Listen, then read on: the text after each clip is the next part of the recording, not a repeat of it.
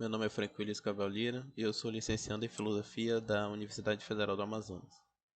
E o título da minha comunicação é Como justificar o ensino de filosofia no ensino médio. Esta comunicação está dividida em três partes, na qual a primeira vai tratar sobre o problema que iremos aqui discutir. Na verdade, a ideia é bem defini-lo.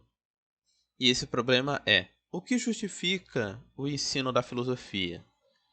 Bom, da maneira como ele está aqui agora, é o que aqui considero ser a sua formulação ampla. Mas eu acho que da maneira como o problema está aqui formulado, pode ser que ele não capite com a devida sensibilidade alguns aspectos que eu gostaria de desenvolver a seguir. Gostaria de começar ilustrando através dessa linha do tempo a presença da filosofia no ensino básico. Da linha para cima, nós temos em verde aquele momento em que a filosofia foi ensinada de forma obrigatória, enquanto em cinza nós temos quando ela foi ensinada de forma optativa. Da linha para baixo, nós temos em vez de quando a filosofia foi ensinada como disciplina escolar, enquanto que em cinza nós não temos a filosofia como disciplina escolar, é o que aqui atribuo como ensino diluído. Como dá para se observar bem, além do período em que a filosofia não esteve presente no ensino básico, que é o da ditadura civil-militar, nós temos uma presença bastante variável da filosofia na escola, seja entre ela ser obrigatória ou optativa, ou ela ser ensinada como disciplina escolar ou não. Nesse sentido, não é nada complicado pensar que a filosofia teve uma presença bastante constante no ensino básico. E essa inconstância, principalmente em termos de obrigatoriedade e disciplinaridade, principalmente a partir das lutas pela permanência da filosofia na escola, mais especificamente no ensino médio, fez com que tais termos se tornassem problemas. No caso, são o problema da obrigatoriedade, que pode ser formulado da seguinte maneira: o ensino da filosofia deve ser obrigatório? E também o problema da disciplinaridade, que pode ser formulado da seguinte maneira: a filosofia constitui uma disciplina escolar? Com relação ao problema da obrigatoriedade, este trata sobre a filosofia ser ou não ensinada na escola, mais especificamente no ensino médio. Nas situações em que isso não é optativo, fica a cargo das secretarias estaduais decidirem se vão inserir ou não a filosofia no ensino básico. Dado a plena implementação da filosofia no ensino médio só ocorrer quando ela é obrigatória, é nesse sentido que eu irei defender aqui esse problema. Com relação ao problema da disciplinaridade, esse se trata sobre a filosofia ser ou não ensinada como disciplina escolar no ensino médio. Às vezes ela é ensinada de forma diluída, no qual certos conhecimentos são privilegiados em relação a outros conteúdos da própria filosofia. Mas ensinar a filosofia de forma diluída tem seus problemas. No caso, a filosofia não trata só de ética ou cidadania, assim como os docentes das outras disciplinas não têm a formação adequada para ensinar os conteúdos filosóficos, mesmo que sejam apenas ética e cidadania. Por essas e outras razões, irei aqui defender que a filosofia deva ser ensinada como uma disciplina escolar. Por fim, não se pode esquecer do nível de ensino, pois cada nível de ensino tem as suas características, as suas peculiaridades. Nesse sentido, uma justificação dada para um determinado nível pode não funcionar, pode acabar sendo inadequada quando ofertada para outro nível. Portanto, é bom que se especifique para qual nível de ensino a justificação está sendo ofertada. No fim, levando em conta tudo que foi desenvolvido até agora, nós podemos refinar o problema da justificação, tornando a sua formulação mais restrita.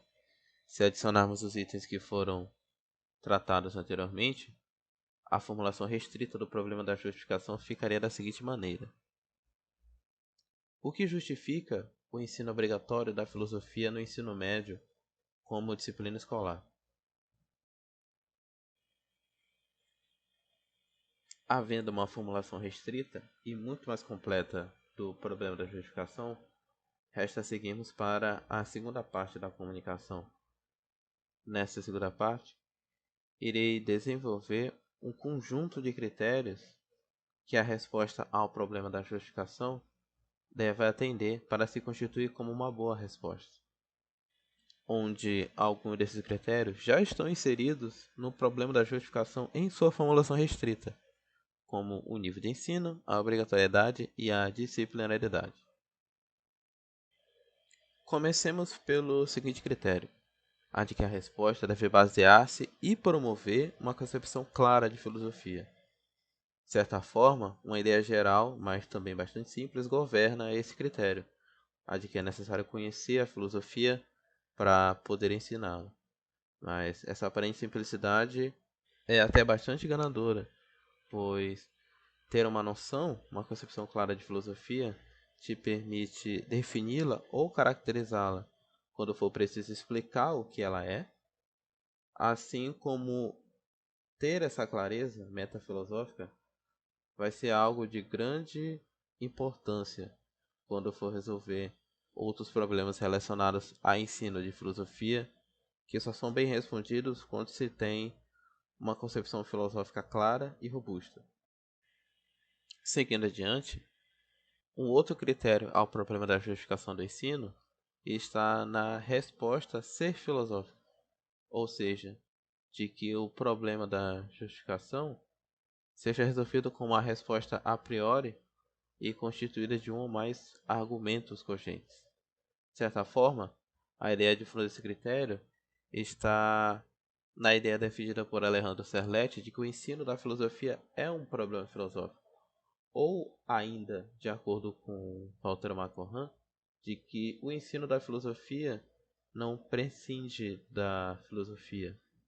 É sim possível pensar em uma ou mais objeções com relação a esse critério, como a de, por exemplo, ser necessário fazer uso da didática, onde a didática implica em determinados conhecimentos de origem a posteriori, que requerem experimentação, mas ainda assim, aqui, neste critério, estarei pressupondo que o ensino da filosofia é filosófico e que o problema da justificação é resolvido de forma filosófica.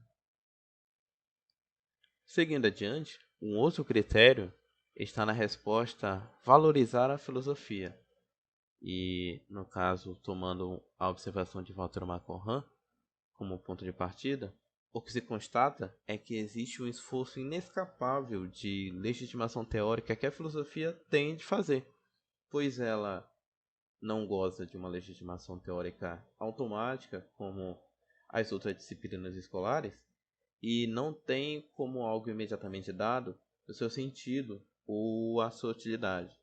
Mas, ainda assim, se busca o desenvolvimento de uma resposta a esse problema da justificação que coloque a filosofia em uma posição que não seja a de empréstimo de valores ou a de subalternidade.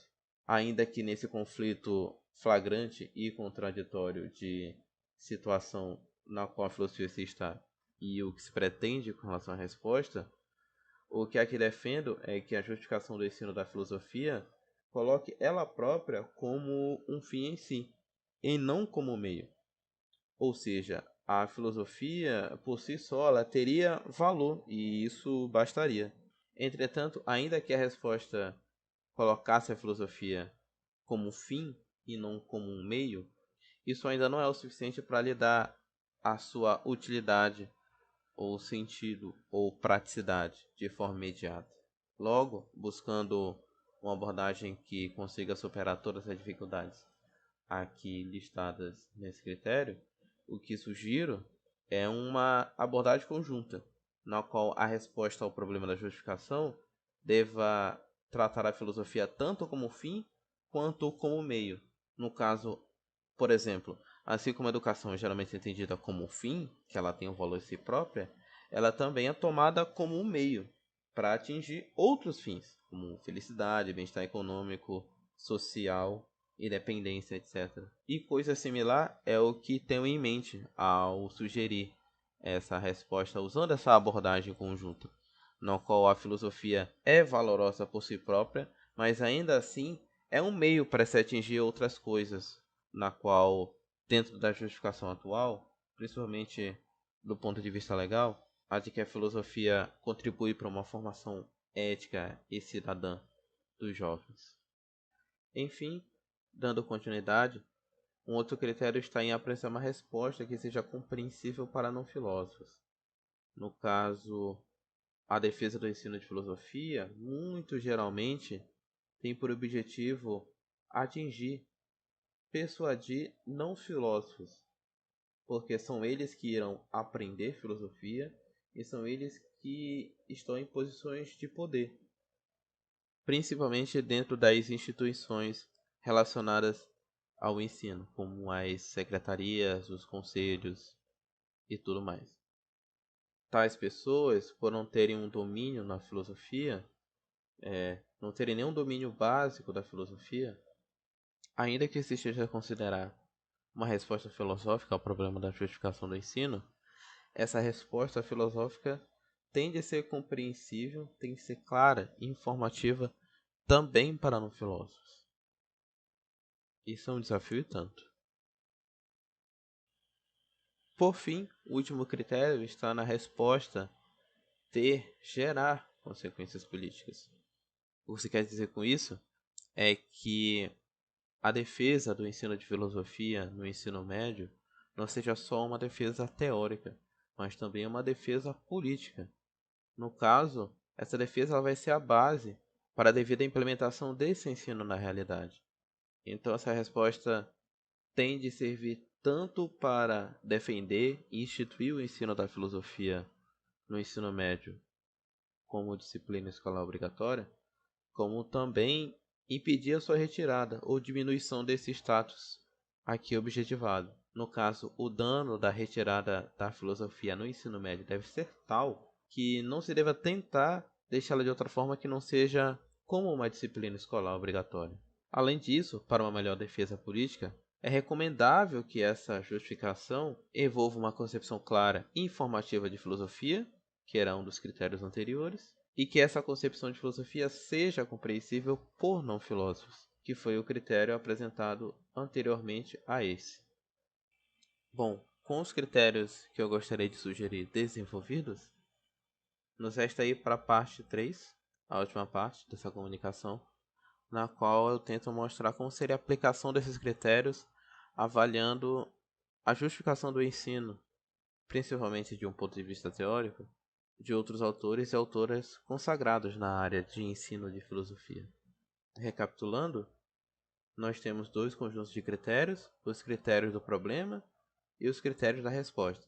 Os critérios do problema são aqueles inerentes à formulação restrita do problema da justificação, nível de ensino, obrigatoriedade e disciplinaridade, enquanto que os critérios da resposta são 5, de forma resumida, instanciar uma concepção clara de filosofia, a resposta ser filosófica, a resposta valorizar a filosofia, a resposta ser compreensível para não filósofos e a resposta ter consequências políticas, gerar consequências políticas.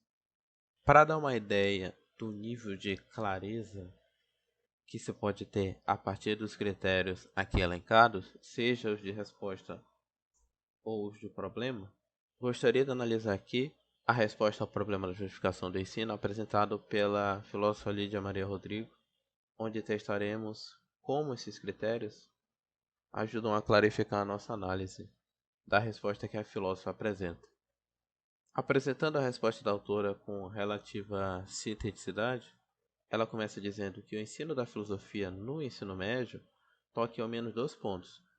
Qual a difusão da filosofia para além de um público especializado e para pessoas que não possuem as competências mínimas exigidas pela reflexão filosófica.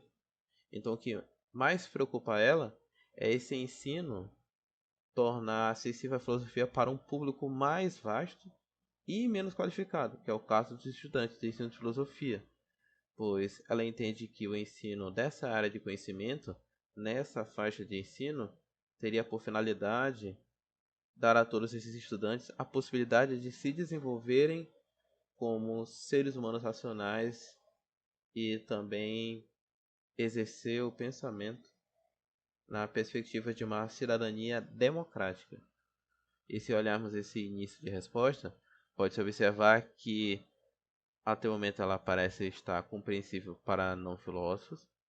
Ela pensa na repercussão política que esse ensino dá. Então, ao menos dois critérios da resposta ela está a atender. Enquanto que o nível de ensino que ela está deixando bem claro é o de nível médio. Então, ela está entendendo um dos critérios do problema. E, portanto, com aquelas considerações prévias, ela ela advoga que ensina-se filosofia devido a isso ser uma exigência democrática.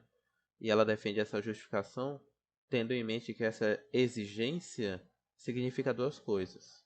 A primeira é de que se refere à filosofia ser uma parte do conhecimento humano produzido e que deve ser democratizado, ou seja, que ele deve ser generalizado, ele deve ir para as massas.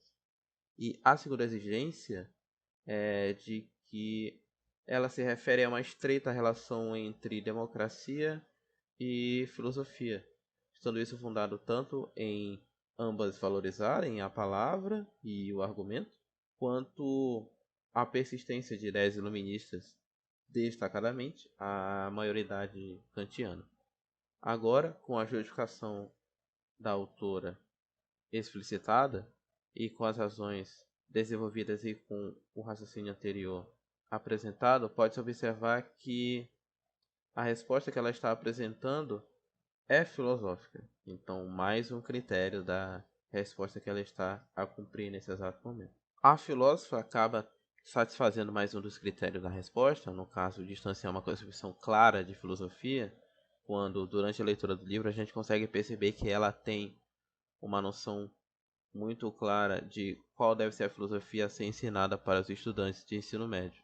É possível apresentar essa concepção filosófica dela, dividindo o que ela entende por filosofia tanto em conteúdo quanto em método, no qual o método seria ensinar o estudante a problematizar, a conceituar e a argumentar, enquanto que do ponto de vista do conteúdo seria o de ensinar a história da filosofia como referencial.